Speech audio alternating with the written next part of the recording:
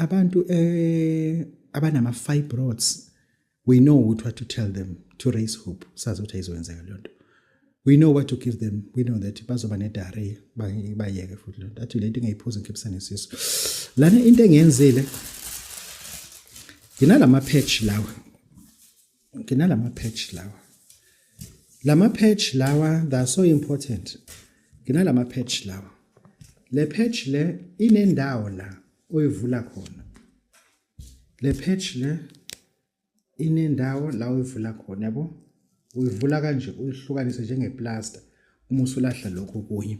Le patch it allows you mase siyinamathisela 1 2 3 la kuma fibroids.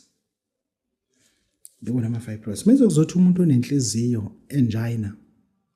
Sithatha le patch lesiyinamathisele la kwi-sternum. Ngifaka ke awu7 ama patch. Ngifaka awu7. These patches, they help me a lot. Why am I showing all this to people? Because I'm pushing for innovation at Lapin. Because I did say that even in Latina, it is an outdated software. Outdated, more than 200 years old. And we are still using things of spreading bones.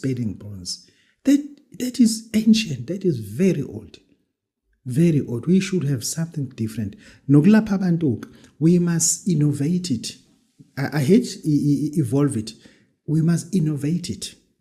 Put it to the bar that we can able to sit around with the international community. Which thina silapha kanjani ngamakhambi esintu.